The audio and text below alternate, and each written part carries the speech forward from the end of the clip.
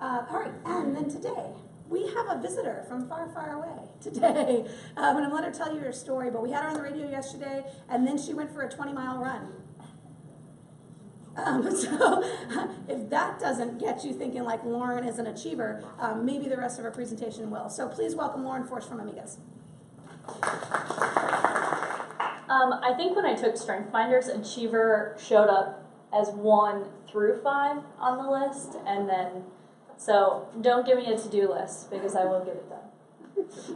So thank you so much for having me. I am all the way here from Sioux Falls, South Dakota. Our business, Alluvio, kind of created this subsidiary business, Amigas, out of really just a need and something that our clients were asking for. So I'm here to share a little bit about that with you today. So with Amigas, we turn purses and pacifiers into farm homes and into hot air balloons. Now you might be wondering how in the world that's possible. It's really these women right here. So Rebecca has the Midwest's largest custom handbag business, and really one of her dreams or goals was to build her perfect, idealistic farm home and studio on their multi-generation farm in Valley Springs, South Dakota. And through her efforts and asking for help and reaching out for mentorship, she was able to do that. And the same with Shelly Gaddis. Shelly owns a natural motherhood store, and through growing her business, she was able to pursue passions of hot air ballooning that both her and her husband share.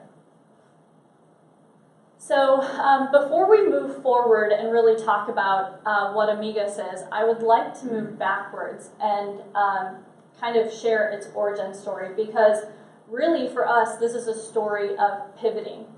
Like I mentioned, our company, Alluvio, we work to help implement systems and processes into business.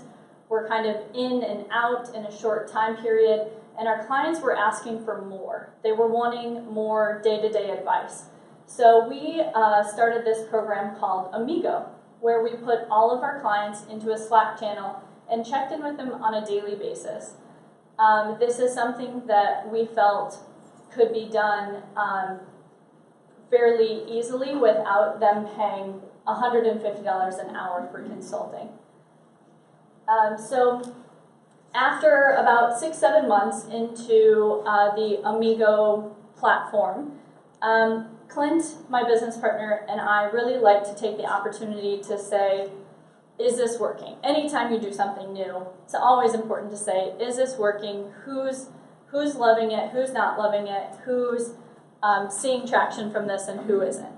And so when we stripped the names from the data and really took a look at the success that our clients were having using this platform, and picked our kickball team and put the names back, it was really our female entrepreneurs that were excelling using this platform. And for us, we wanted to know why. Was it just something localized that maybe these are kind of the clients that we've chosen to work with? And so we started reaching out into our community and doing local and then even regional surveys of women. We started doing more research. The Kauffman Foundation is actually the largest private dollars that go into researching entrepreneurs. So we dug into study after study of the Kauffman Foundation. And what we found was maybe not surprising, but certainly staggering to me. It hit me. Female entrepreneurs are half as likely than their male counterparts to start a business. And they identified through not just our surveys, but through surveys through the Kauffman Foundation, the three top challenges that they had were information about cash flow and access to capital. They cited a lack of available mentors as female entrepreneurs. And why this is so hard is someone who has a mentor is 5 times more likely to be successful in entrepreneurship and make it to that year 1. And then 31% of women cited a lack of a support network. I think if we have some entrepreneurs in the room, which I'm sure we do, it's not always easy to talk to your friends or family members about the struggles you're going through. How many times have you said, oh, my business is so successful and I'm drowning in it, and people are like, isn't that a good thing? So, that support network is so important. And so we started to kind of work backwards. Why is this platform working? Why is this? And really it fits so many of these things. So through Amigas, through the network, we were providing business advice. So if they had questions about finances, we were able to answer those. We were their support network. They were coming to us with questions about their business, but they were coming to us with questions about how to handle family members or just the things that come at them in life. And then, of course, we were acting as a mentor, as someone who was just ahead of them on the journey and saw something that they couldn't see. So this was a time where we were able to decide, do we want to move forward in its current platform? But really, we had a couple moments where it felt so much bigger than us, that we could possibly make a difference and change that gap, that 50% gap. I mean, some of the other statistics we found were, of course, female businesses are significantly rising, but female business owners are 40% more likely to be successful than men. And I think you could, the drive, the determination, you could attribute a lot of things to that. So how much innovation and economic growth are we missing out on? So we decided to own it. We wanted to work with female entrepreneurs. So just real quickly, and I know I will be able to answer lots of questions once we're through, but how it works is a female entrepreneur applies, they're matched with a mentor.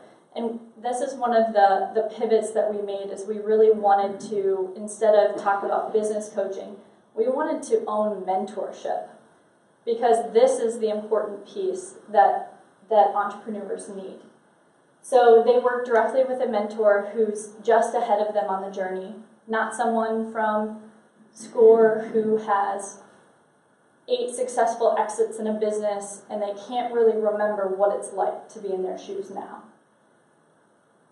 It's our goal that this program will be self-sustaining in the sense that within 2 years, these women can graduate and have learned the process, our kind of Socratic method of asking questions and growing a person as a business owner, enough for them to be a mentor themselves within the program.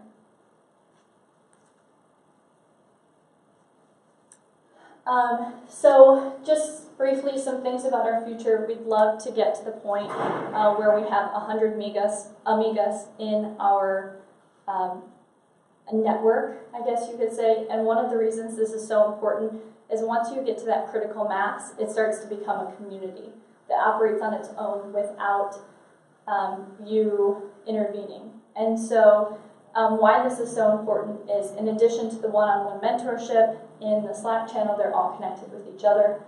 And so rather than us prompting conversation, they're able to converse with each other and have that support network themselves. The other thing I'll touch on this slide is, like I said, this is so much bigger than us. We're really hoping to normalize mentorship. So even if this is not someone working with a mentor in the Amigas world, if we can help grow the willingness of people to be mentors to someone else, that really is our goal. We would love to see 10,000 women in the next 10 years grow their businesses to $1 million in revenue. And that's really our target. So we know we have some challenges, and I think the biggest of those is young entrepreneurs, not age, but people that are early on. It's hard to get them to invest in themselves and to know the power of that, because they're so concentrated on the now in their business that we need to get them to lift their heads up and see the impact it can make in the future. So I'd love to take some questions.